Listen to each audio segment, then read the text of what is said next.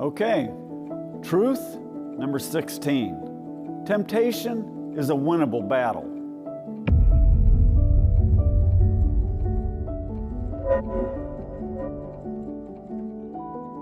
In 1982, I went through a horrific 6-hour ordeal where I experienced a taste of the horrible mental anguish of hell. I don't have words to describe what that experience did to me. I was an arrogant, violent cop, full of pride, full of perversion, full of myself. I was miserable and angry.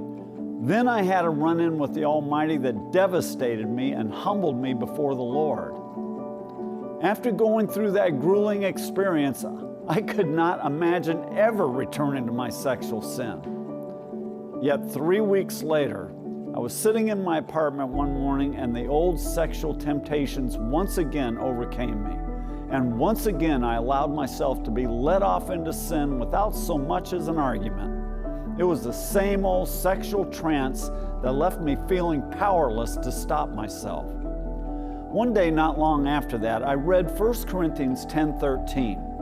No temptation has overtaken you but such as is common to man. And God is faithful, who will not allow you to be tempted beyond what you're able, but with the temptation will provide the way of escape also, so that you'll be able to endure it.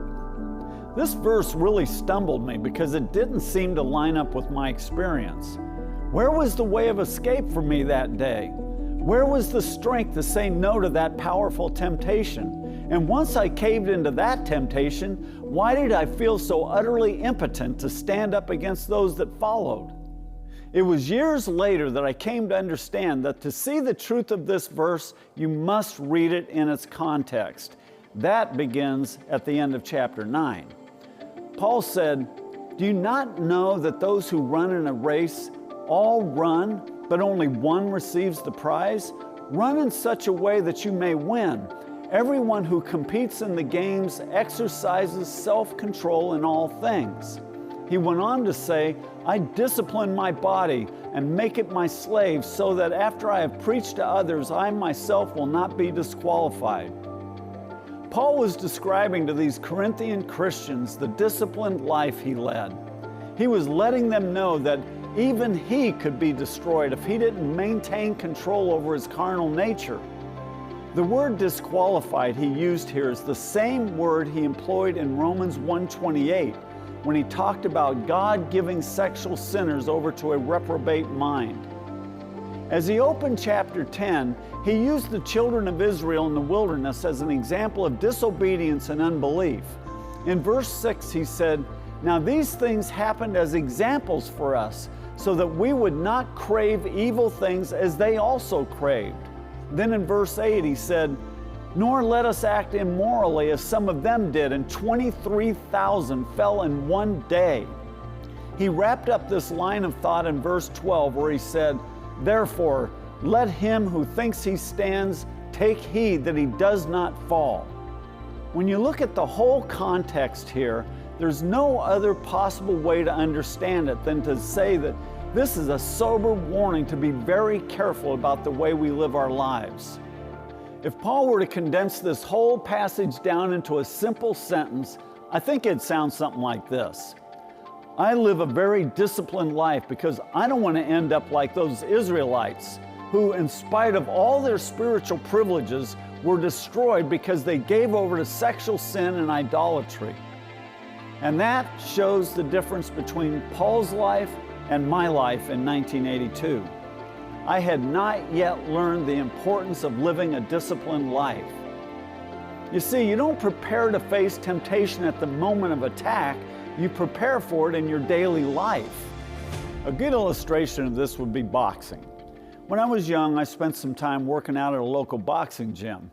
There was also a professional fighter who trained in that gym.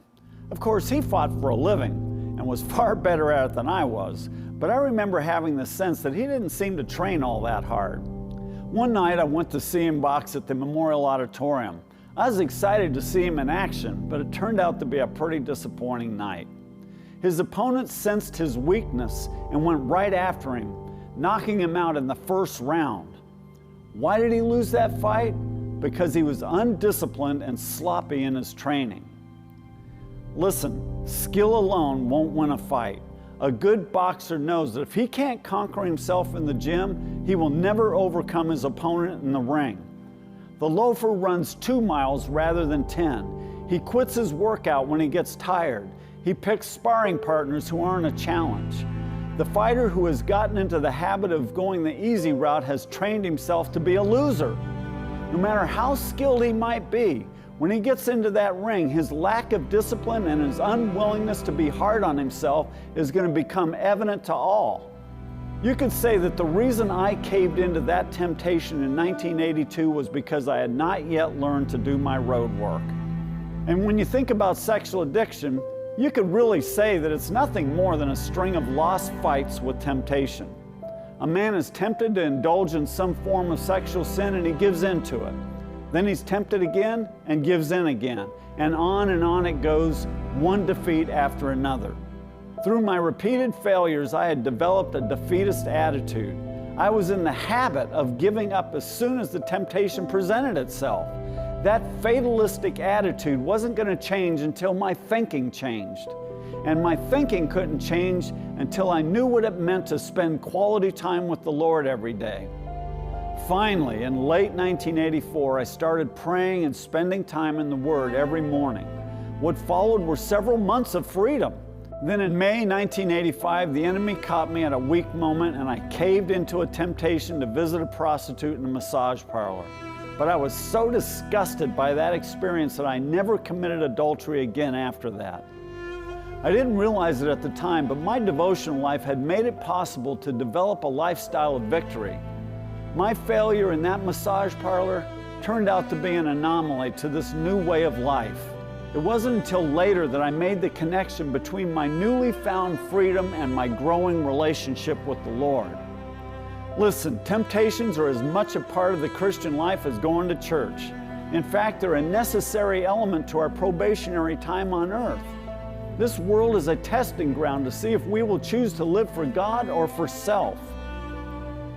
If you want to win the battle with temptation, get on your knees before God, commit yourself to establishing the disciplines of a godly life, and ask Him to sustain you in times of weakness. And before you know it, the old life of defeat will be behind you, and you will begin living the life God meant for you to live.